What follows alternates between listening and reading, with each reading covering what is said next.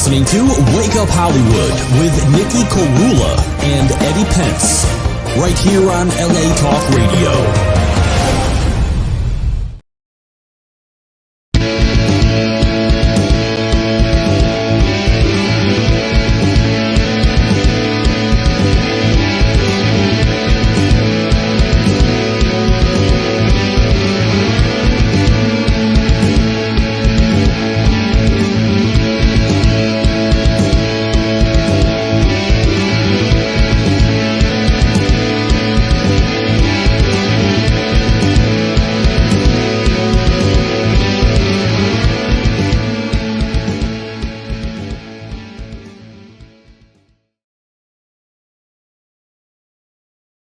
Wake up, Hollywood. This is your host with the most, Nikhil Korula. We're going to jump right into this interview. This is the only time I'm looking right at the camera, but we're going to bring on actress and dancer extraordinary Thaisa Zweiter. Did I say it right?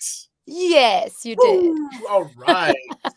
So, we were talking about this earlier, that you grew up you were born in Arizona, and then your family bailed and went to Brazil, the land of beauty and just capoeira and and samba. That's and bossa nova. Right, the best. I have to tell you, I went out to dinner a long time ago with the saxophonist for Dave Matthews Band, and I told him, with all your travels, like, what's the one part of the world that you love the most? And he said, without even hesitating, he said, without a doubt, Brazil. And he said, man, bossa nova is like took over my life. He's like, the food, the people, the rhythm of life, the music, everything. And ever since he told me that, I'm like, it's the number one place that I've always wanted to go visit. My parents have been there, but I have not. But tell me what life was like growing up in Brazil and how you got into dancing and all of that stuff. Yes. I mean, Brazil is this place that is just naturally warm, and people are warm and friendly and welcoming, and you call your best friend's parents like your aunt and uncle because you're already part of the family, kind of thing, right? So that kind of culture sticks to me till today because I just like making friends anywhere I go, and I miss that a lot, and that part, I feel like growing up there just like will shape you as a human being. So yeah, music really is amazing too. The samba and the bossa nova and the rhythms of Brazilian music are definitely something you don't find anywhere else. So you have carnival too, like you have all these schools of drums. Like, I mean, it's just right on with everything. It's flamboyant in cool ways. It's sexy in cool ways. It's like rhythmic and like soulful in cool ways. And then you have capoeira, which is like, kind of like a martial art, but it's like created to be a dance. Exactly. It's like a dance. It's all forms of like self-expression and art. And I feel like that culture is just so unique to Brazil. It's just, you don't find it anywhere else. And I love that. So did you get into dancing at a young age? Were you kind of involved with sort of? Okay. I mean, yes, I started dancing as a kid, but I really only started dancing ballet when I was like 10 or 11. And in the world of classical ballet, that's like, you're too old. Right. I mean, it's real though. Like they say, like as a kid, you should start like at 6 or 7 at the latest, So I started pretty late, like at 11, at 10, 11. But I danced with one of the best schools in Brasilia. That's where I grew up, like Brasilia, the capital of Brazil. I got the chance to be trained by Giselle Santoro, who is, I mean, still an amazing maître de ballet, as they call it in French, if I can even pronounce that correctly. Maître de ballet. There you go. I took French. I know a little bit. Sounds right. Yeah, I won't scold you because my French is bad. We'll pretend that's correct. Je suis désolé.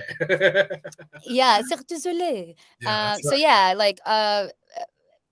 That was an amazing experience. Like she was really known all over Europe, and she not sure if she's still doing it, but like she hosted a world, like international kind of workshop of dance in Brasilia for many, many years, like during the Wow. summer, which is technically the winter in Brazil. But yeah, summer here. So I We have a did a cool, lot of those workshops and we stuff. have a And that cool was fun. parallel because I read in your bio that you danced for the opera Aida, and Haha. that's what I studied in school. We didn't talk about that when we first met, but We did I not. actually sang a No. lot of opera when I was growing up, and also that's what I studied in college. So opera Ah, was my jam. So like when I saw you that's did Aida, I awesome. was like, oh my god, Verdi, you're like speaking my language. This is the stuff, you know. Yeah, I love that. I love that. So the opera stuff came when I moved here to the US, right? So Wow, I was no longer dancing as much. I was already trying to start focusing more on the acting right, aspect of my career, and then still dance just kind of snuck right right. in. And Well, I it never leaves. It never leaves. Arizona Opera. Yeah, yeah, yeah. That's Yeah, amazing. And that then was a really fun experience. We did, the Phoenix Theater, and then we did a theater in Tucson, in that's Arizona. amazing. Yeah. Well, I don't know if you've seen the Dorothy Chandler Pavilion in downtown LA, but when I was a kid, I did 6 operas there. I sang with Placido Domingo. We did the, stuff with the LA Master Chorale, and I was doing all this crazy stuff that I thought was normal. So like that to me was what I thought I was gonna do, and then I shifted gears as all Yeah. artists do. Like you kind of get, Yeah, immersed in something, and then you kind of pivot because you find your own sense of expression and acting yeah, is yours. So tell me, like, what was the yeah. moment of zen for you that made you want to become Hmm. an actress? Did it happen when you were a kid? Was it a theater class? Was it a play? What A was that moment of little zen for you? it's interesting because I don't think I had one of those moments that were like, "Ta-da! Light bulb, and I'm gonna be an actor." It happened over the course of several little things, you know? I remember being, 3rd grade in school, and for Mother's Day, the school was putting together, like, a bunch of activities with the Yeah, students and bringing the parents and the moms to school, and one of the things was, like, they made a like, kind of like a theater, improv game where we were supposed to switch, where we would pretend to be the moms and the moms would pretend to be the kids, and we would, like, just improv with that. And I remember just going all out. Like I put my mom's like suit jacket and like putting on her heels and like walking all wobbly, but like really going for it. So I remember right, just the love and the excitement that it felt being on stage and right, being there, like just playing, and the creativity and the freedom of just who cares? I'm just gonna do whatever and express myself, right? And then the next thing I remember, like, high school, and, one of our, teachers, decided to put on a play that we would all write together as a collaborative oh effort wow, of the that's cool. students, That's super cool. and we wrote our own original play that was a mix of, uh, Alice in Wonderland Very cool. with, Wizard of Oz, Awesome. and a lot of the undertone and the dialogue was written with Beatles songs. What? You're like speaking my language. These are all my favorites, like all in rapid And order. this was, like, a crazy, like, we were just, again, just a bunch of kids just trying, like, how can we be creative and have a really fun story? So I played Dorothy in that one school play. That's a good Uh, casting right there. Yeah, that's it perfect. it it was fun, and it was fun, and then so that was another moment where I was like, "Wow, like, I love dancing, but, like, also this thing is really fun. Right. This is also really exciting." Um, and then I remember I stopped dancing, and I was really just going to college and going to school for nutrition. And I was like, "I don't know. Like This this doesn't isn't it. feel right. This isn't This it. isn't it. I'm gonna be a I feel you. nutritionist." Like, sure, I care about being healthy and I wanna help others be healthy, but I was like, "Nah, I Yeah, miss being this on isn't it. stage. I miss expressing myself." And then by then, I was definitely too old for ballet.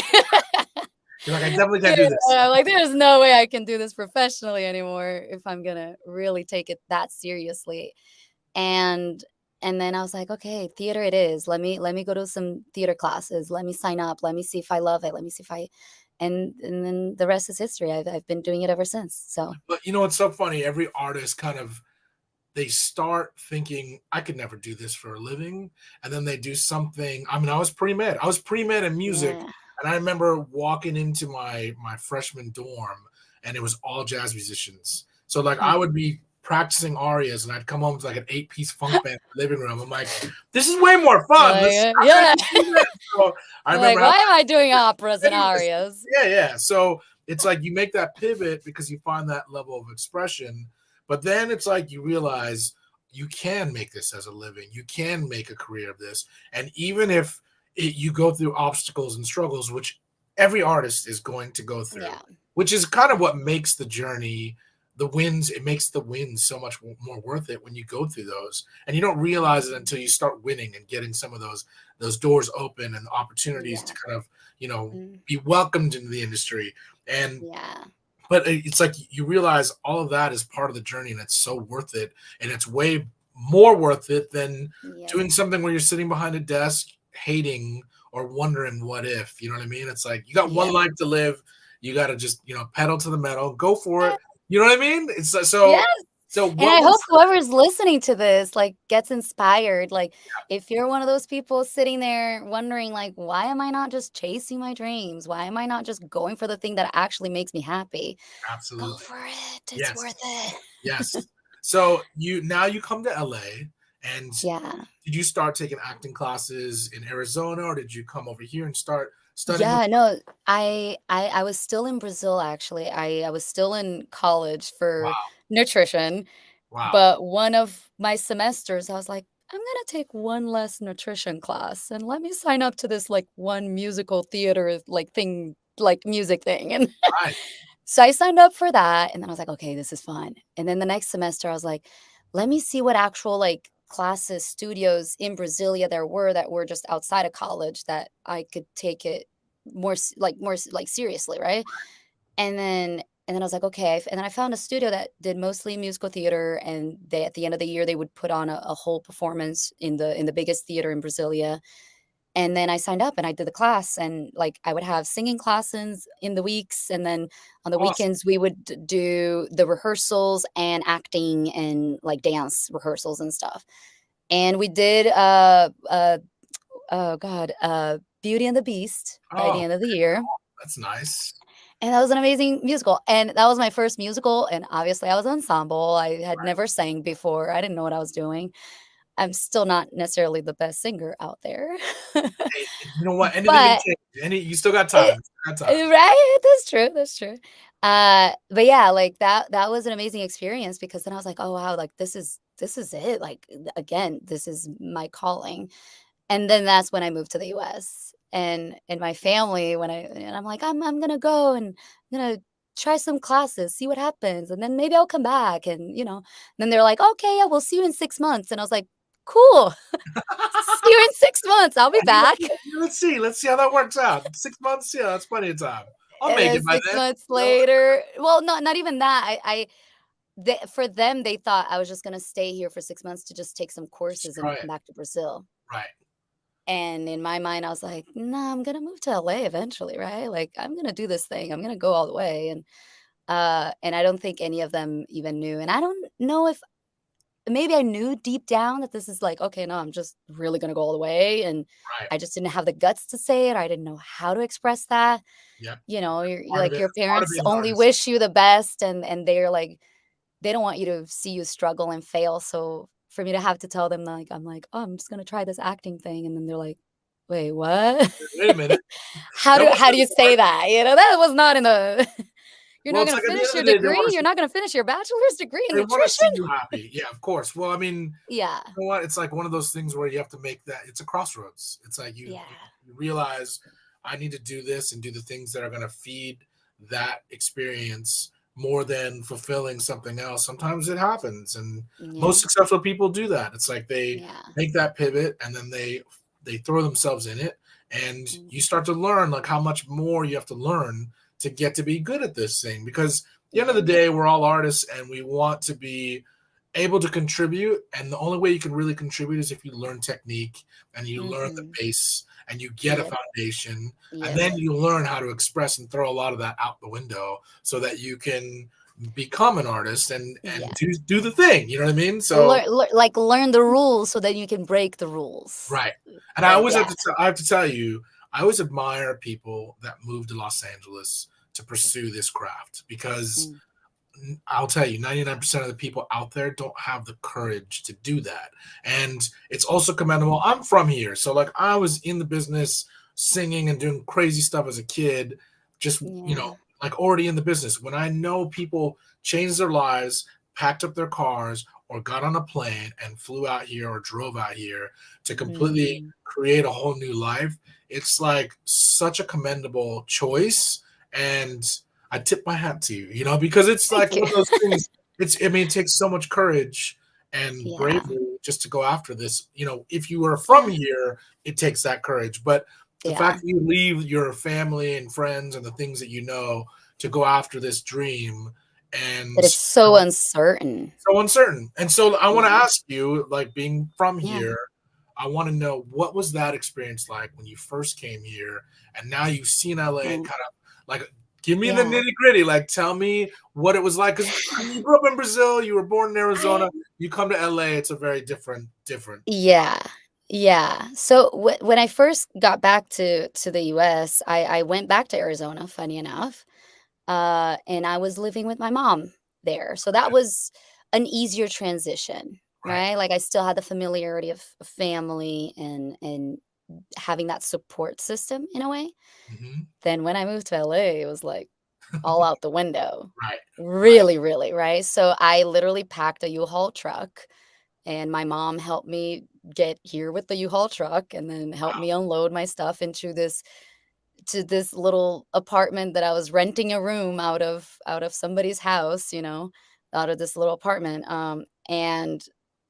And yeah, that I feel like for me, it was almost just like when you just don't know, Yeah. you just don't know, so you don't fear it. Right. I think because I was just so clueless.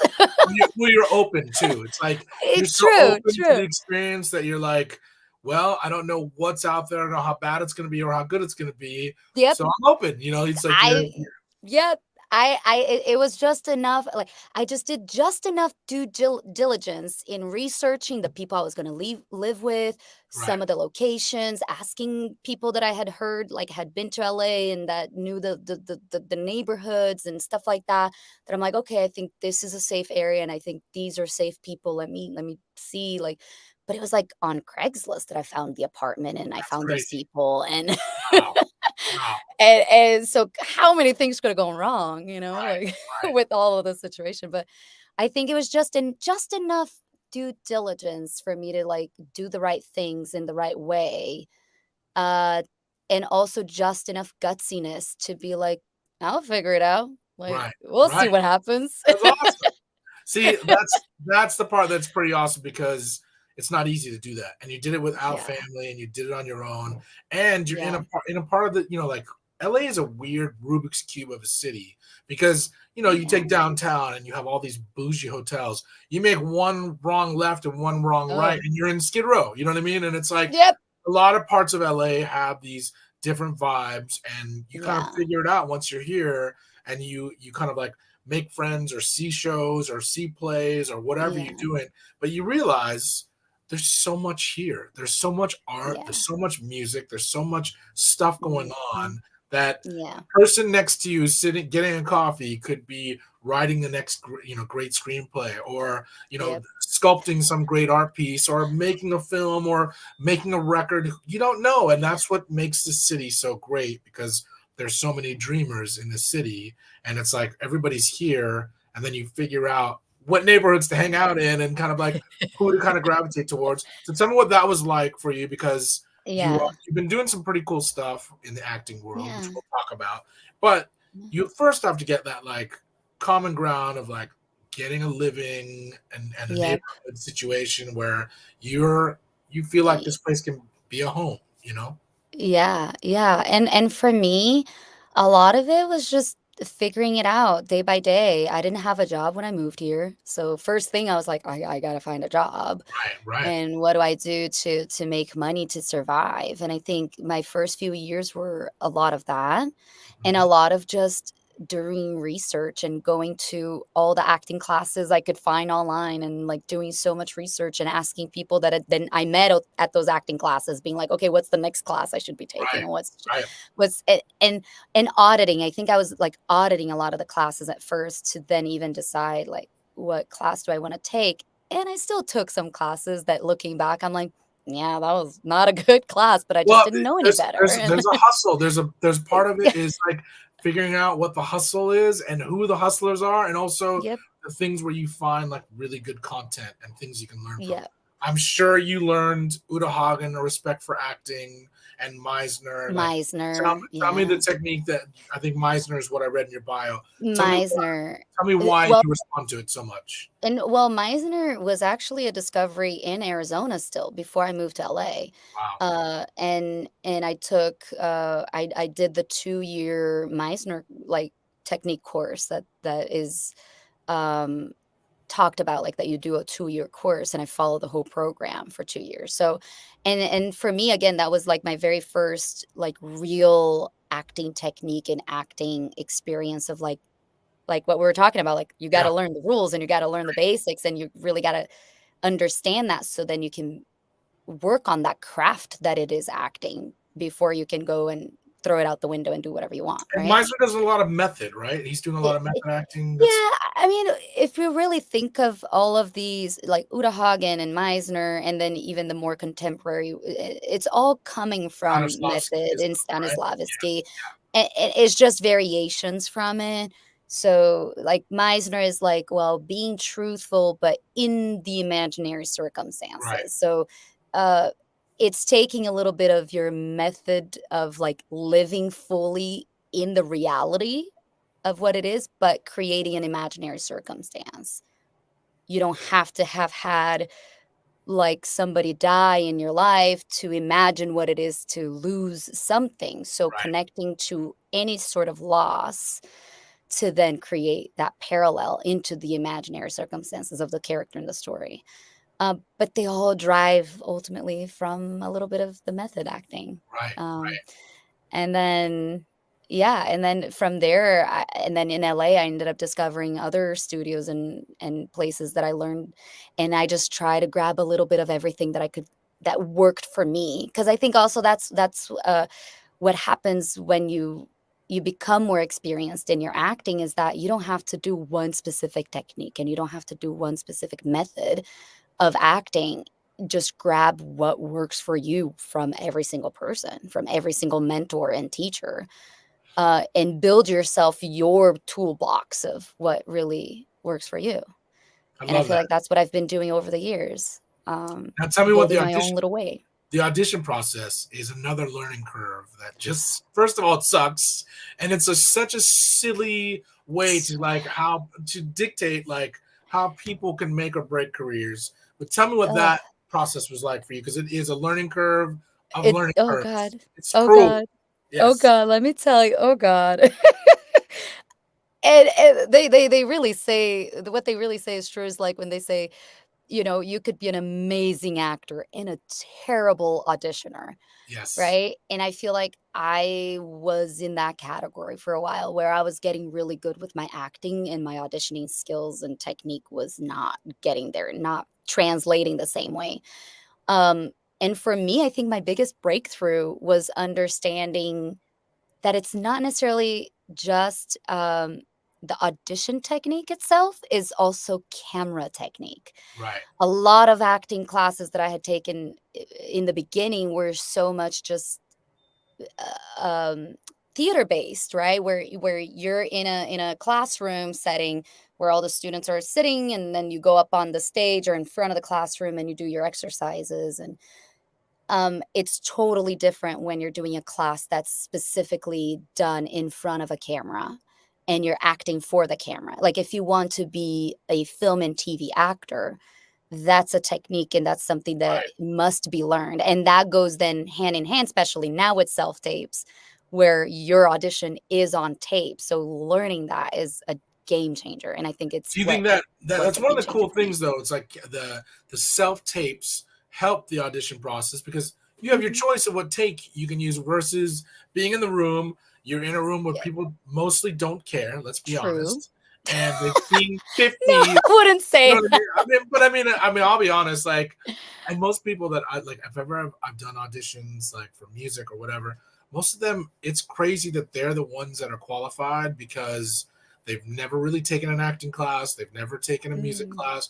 Like if the tides were turned and you saw that they could not do this, it would be kind of mortifying to know that they're in control of the decision of you getting the gig or not, which I think is the yeah. ridiculous part of the process because I think every Mm, person that is casting should know how to audition, should know how to act, should know the craft on that level because yeah. it adds to their level of judgment, you know? True, true. I feel like I don't know, like I agree to a point, because also it's like that's why they're a casting director and that's why they're not an actor. Like there's also specific skills and specific things that as a casting director I would not be able to do, and like maybe my judgment could be off for certain things, and because they have the experience and they understand what they're looking for, and like it's like being a director, like if you have a certain eye and you can see the vision, you I'm don't pretty necessarily sure have you to could. be an actor. I I think don't you'd be know. a better Like, casting director than most casting directors. I think you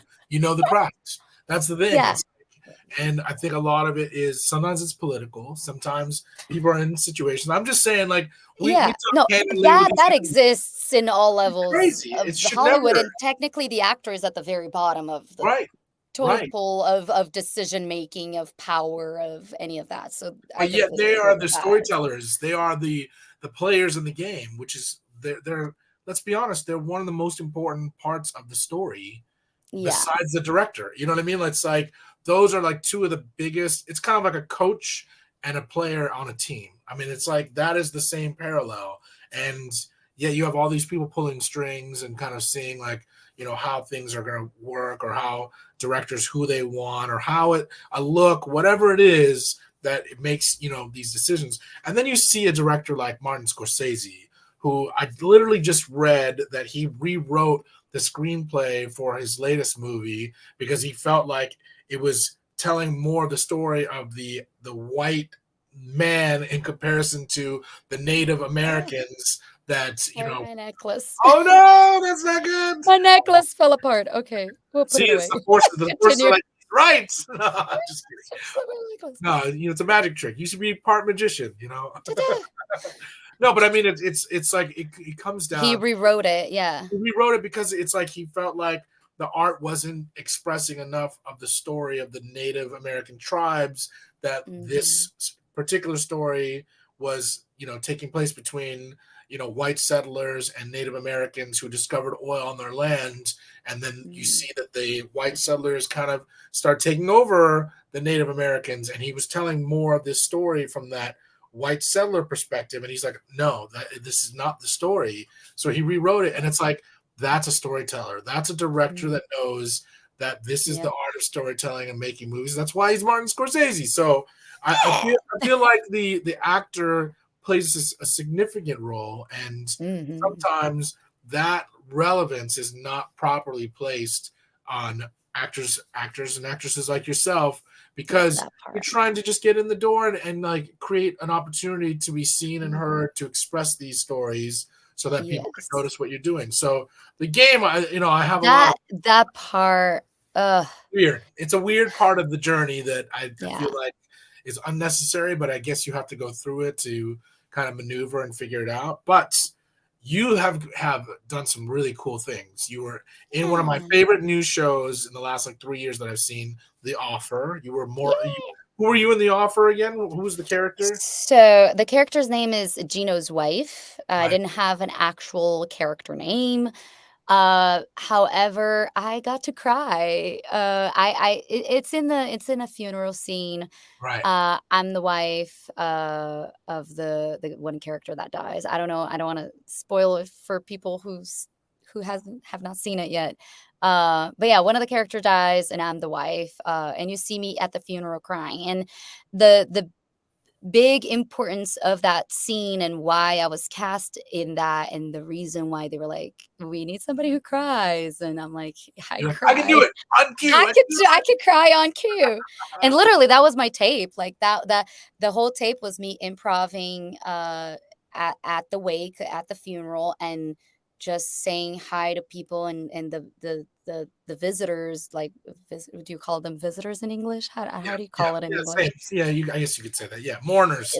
Call them mourners. Mourners, yeah, the other family and friends, and improving, just saying, "Oh, thank you for coming," and improving little chit chat, like, "Yeah, he was an amazing man, and thank you, blah, blah," but, like, then I was crying the whole time, and that was my audition, That's crazy. That's a tough and audition. I got to meet, Giovanni Ribisi and Miles Amazing. Teller, Amazing. and, yeah, and I remember like, being on set and the director and the showrunner really just discussing the importance of what that scene was, and Right. discussing of like, okay, why did we add this to the script? Because that's another thing, like, these scripts go through so many revisions, they really only keep the things that make a difference for the storytelling, right? It's like you're talking about the rewrites and all of that, like Martin Scorsese was doing.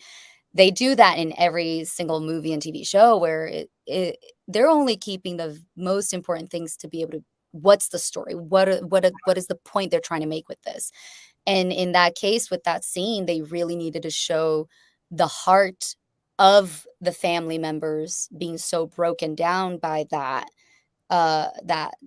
loss, that in the opposite side, you see Miles Teller's character just being like, "Well, I'm here for business, and Right. let's talk business."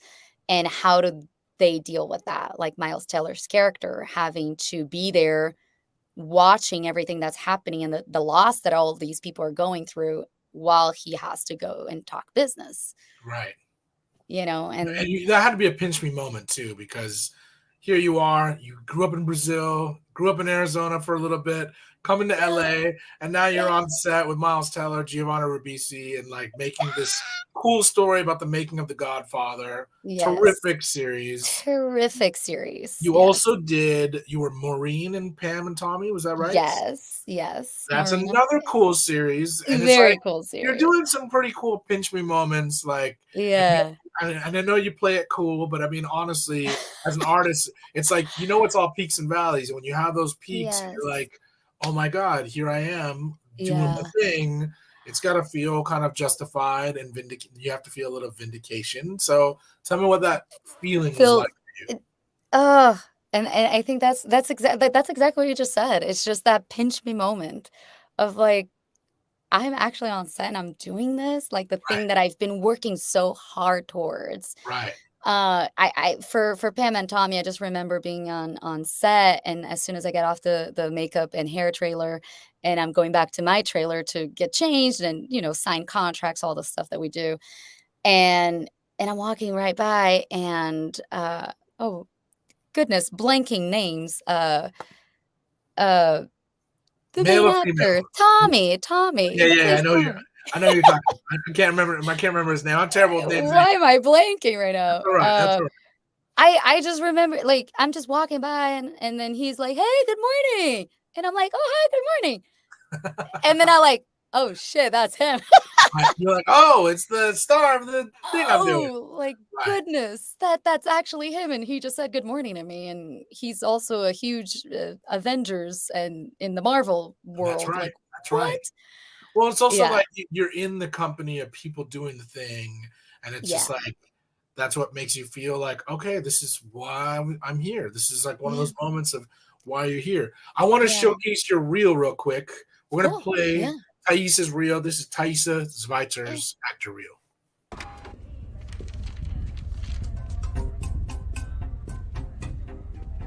Well, we had this conversation. We filed a continuance, so we don't have to deal with that right now. Hold on one second. Maureen, Yeah. is this the only page? Yes? Why? I gotta call you back. I know I look green, Miss Jones, but trust me when I tell you, I will do whatever it takes to get what I want. I will wear that tight skirt and flirt and smile Men are really easily manipulated, aren't they? Especially by a young, naive girl who just needs to be shown the ways of the world by a big, strong man. Trust me, Susanna, I'll get that story.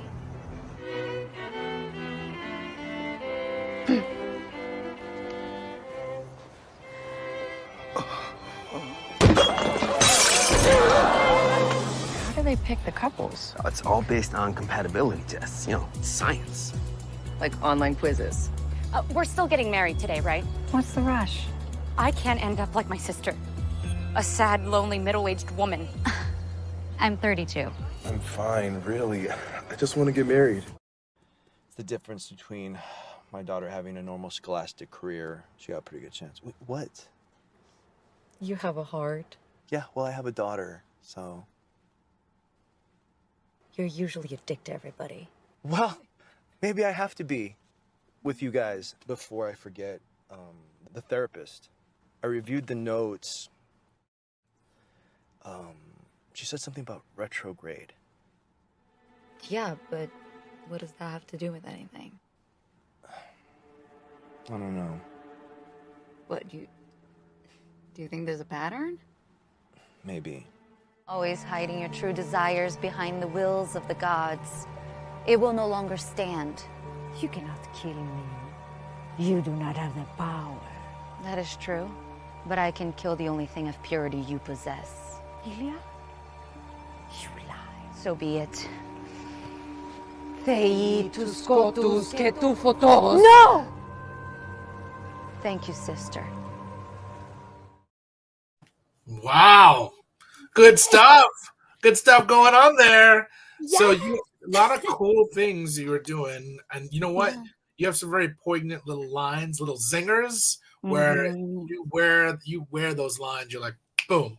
That's so much of it. It's like, even if you have like these little bit lines, you make them count. And that's what that's how people notice you, So tell me, when you're doing these roles, how you're able to kind of like switch gears so quickly, because I'm sure, like you're real, you're crying in one scene, and the next scene you have to be an angry or a possessed woman or a jealous girlfriend or whatever it is. Tell me how you're able to kind of like go through the motions and kind of capture those emotions as an actress in every scene and every situation.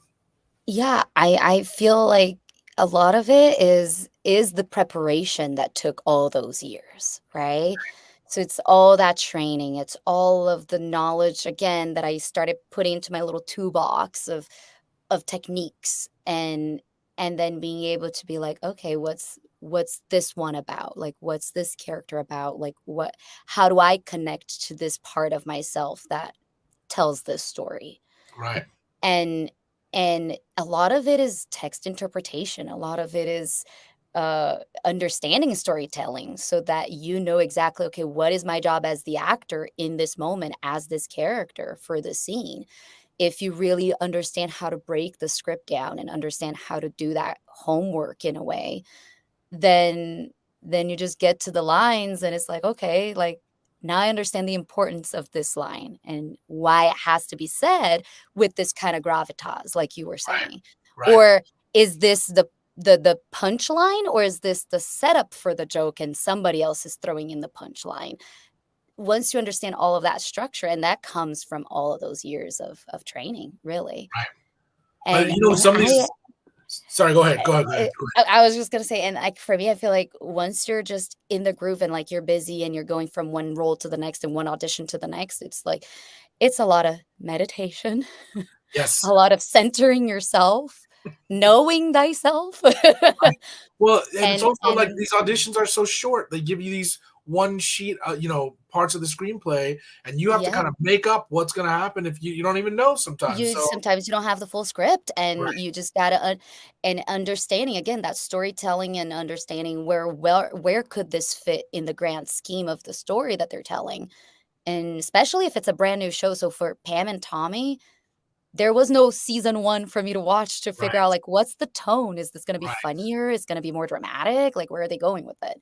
The Offer, also no clue which way they're gearing towards, more like more dramatic or more not. Like, So for that, it's really relying on your training and being like, okay, well, how can I make this work maybe 2 different ways so that I can send 2 takes of my audition? That's Uh, smart. That's smart. Like 2 and they'll different see interpretations. and Right. then they'll see that, okay, well, she could take direction, Uh, whichever way we go with her on the day of set, she'll get it. are there roles that you prefer to sink your teeth into that are maybe a little bit more kind of controversial, or maybe it's like the character has so many different faces that is that something that like you're drawn to, or is it kind of like you want just to tell the story and be able to just be a character that is able to emote in a way that's direct, or do you like the complexities of kind of mixed emotions in a character? I feel like every actor would prefer the latter, like the more complex, right? Like the more uh intriguing character, the one that has multiple layers of, are they hiding something? What Right. else has happened to them?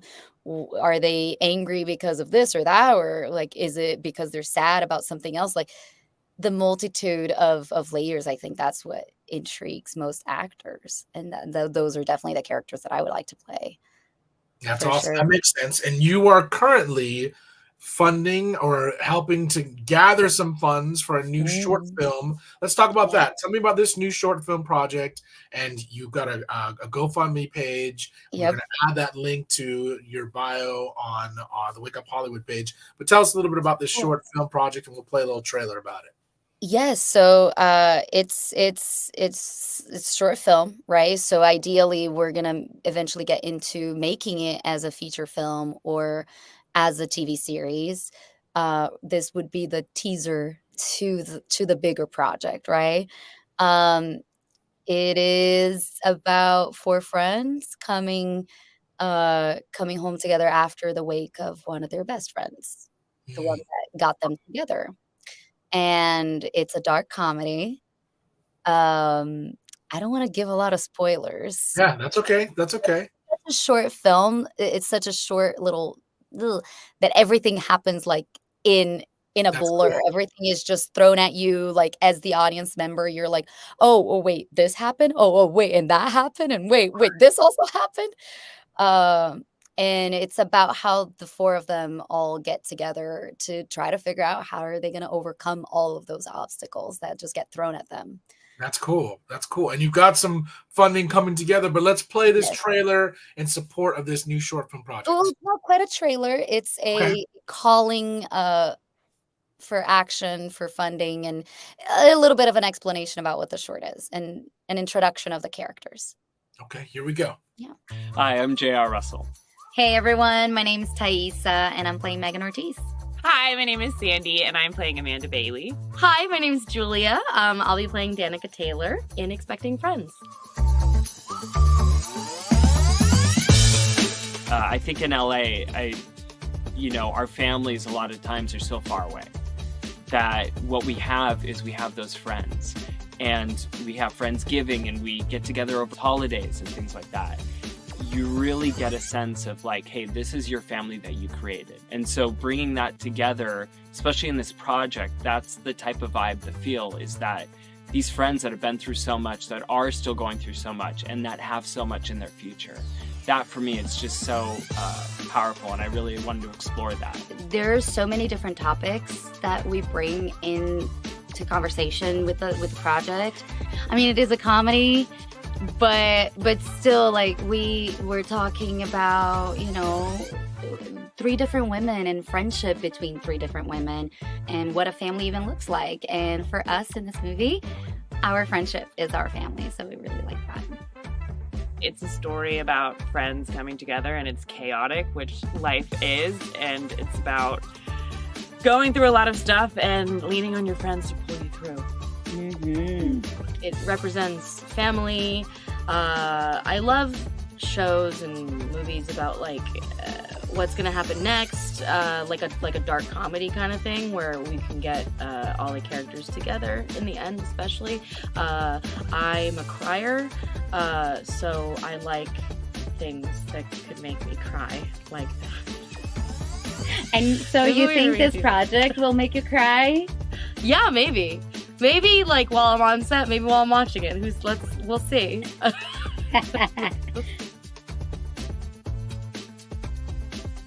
Okay, guys, thank you so much for watching, and we really want to get this accomplished, and we need your help to do it. So please donate, because friends donate together. Nice. And you're watching Disney Channel. Donate friends together. Friends donate together. Friends together donate. Wait, No, it's just friends donate together. I know. All right, go. I was pulling a Juliet. I was just wondering which word you might say. Friends don't. Friends donate. Jesus. Yeah. Okay. Friends donate together. Thank you for coming along this journey with us. We're really excited to be making this project, and we can't wait to show it to you. Friends donate together. Just like that. Just like. Okay. Thank you so much for watching. If you like what you saw, or even if you hated it, please feel free to donate or share our GoFundMe. Please help me. I'm poor. Friends donate together. That's a wrap.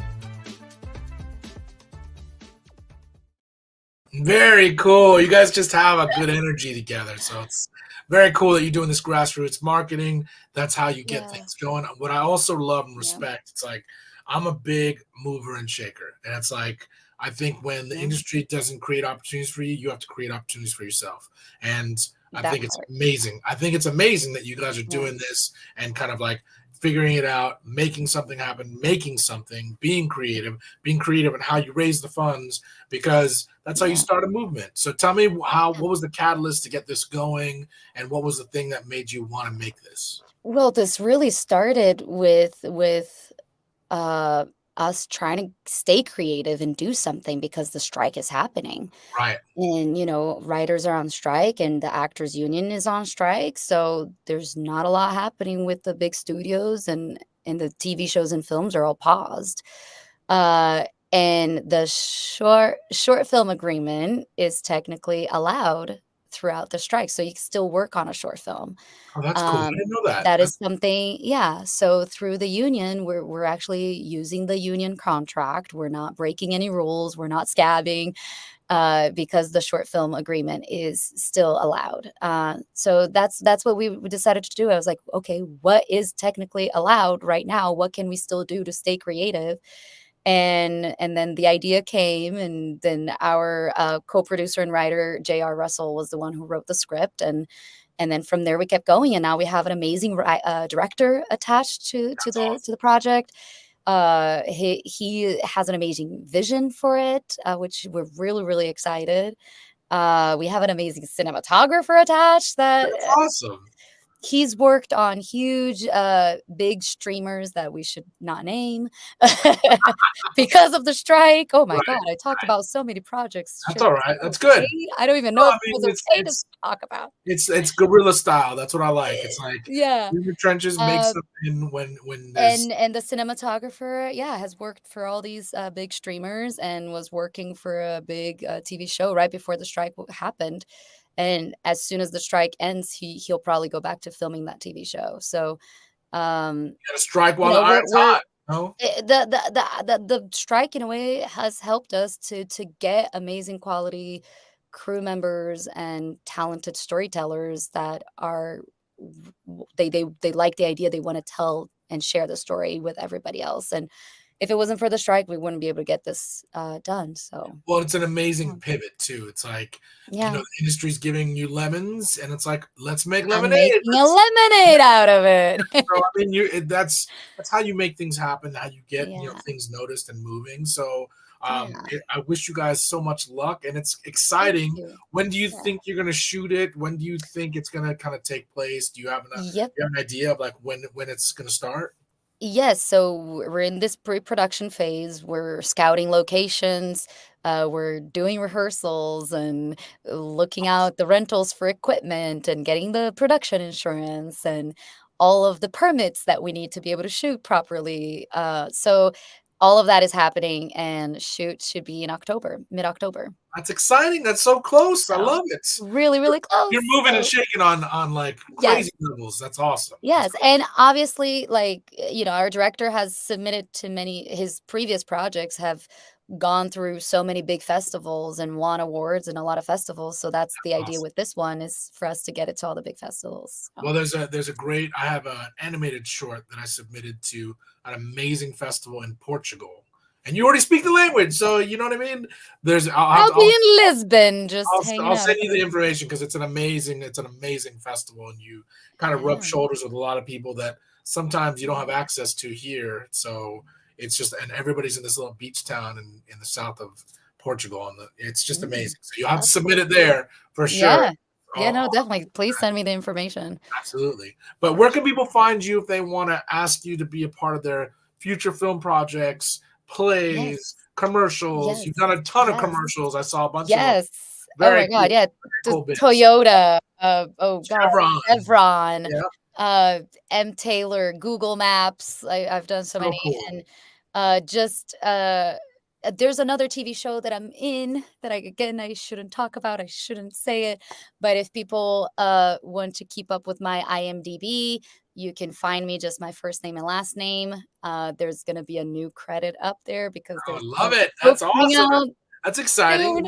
You can't give us. Is there something that you can tease us with what it's going to be about, or not really? I'm sure. I can't say anything. I'm not only I'm under an NDA, but I'm also under the strike, and we should not be promoting any of the new projects. So I should not talk about it.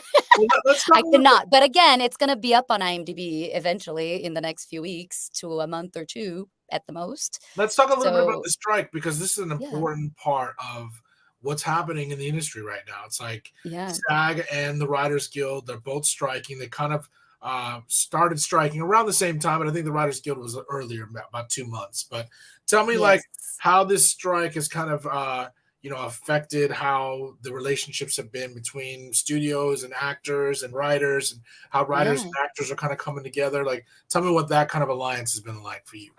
I think it's a really powerful moment for the writers and for the actors. I mean, the writers obviously are fighting a huge thing with AI just as much as the actors are. AI could literally wipe out work opportunities and a way of making a living as an actor and as a writer right now. So that's one of the biggest concerns that everybody's talking about.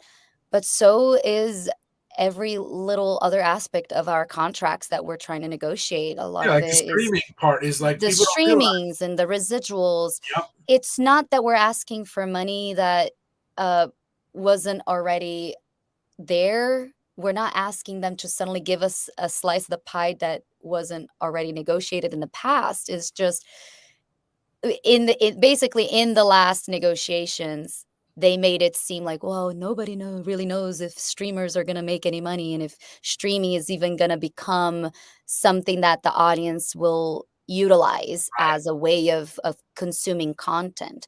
And as we know now, that's 90% of how people consume content nowadays is through the streaming services, is through the internet, subscription based kind of studio thing.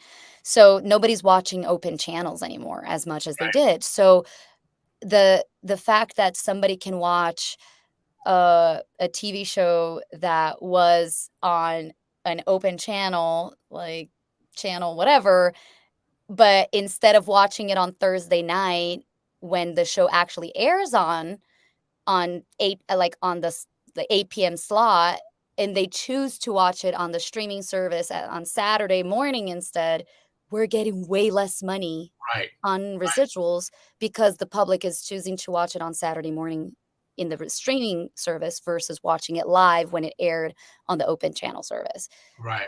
And it shouldn't make a difference. It shouldn't make how people are consuming the content. Yeah, exactly. And you know what? This is what I really respect It's like The writers residual amount should be the same. and the writers and actors, they're striking in a way that I wish the musicians union.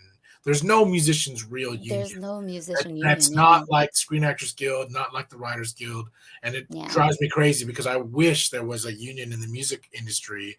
Because what really is happening is they've seen what has happened in the music industry, and they're like, this can't happen in the film world, and they're absolutely right. So like the thing that they're actually kind of fighting for is justified. It's not asking for too much, and it affects 85% of the actors and the 85% of the writers who are not the mainstream and the biggest stars. So it's such a good cause, and it's so crazy that the suits, as I love to call them, the suits, they're just dilly-dallying on this negotiation. It's like corporate greed at its worst, you know. It's like at its worst. It drives me crazy because it's like I'm very candid on this show and in a lot of things that I talk about, and it's like you have these people that they're not actors, they're not writers, they're not creatives, and yet they're making so much money on the backs of creators of the art. And it's like, and they don't really do much. Like they are the sellers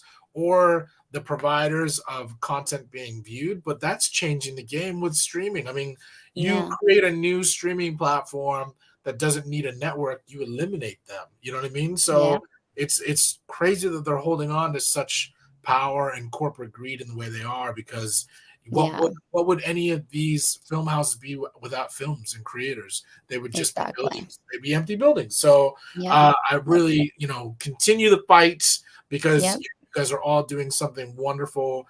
I love that you're creating stuff in a wonderful way to pivot this strike and kind of like still stay active in the world of acting, making content. And if people want to find you, where can people find you online? Yes, my Instagram is again just my first name and last name, Thaisa Zweiter. Spell it out, because people on are Instagram. dumb. So it's TAISSAZVEITER. Wonderful. Yes, Thaisa, you've been a wonderful guest. The reason I started this show is to interview artists like yourself. Like, we have artists come on, and then 9 or 10 months later, we have them back on. And I would love to showcase your short film. That's what this platform is all about. We've had Oscar winners on this show. We've had Grammy winners. We've had new artists, and they all are on back to back every week, because that's what this world is. It's like, we're all creatives. This is what the world needs more of, is showcasing a spotlight on artists like yourself. So thank you for being a guest on Wake Up Hollywood. We're going to have you back. All right. Thank you for having me. Yes, I can't wait. On behalf of Thaisa, myself, and Sam, we'll see you guys next week. Thanks for tuning in. Peace and love, and take care of yourselves. Take care of each other.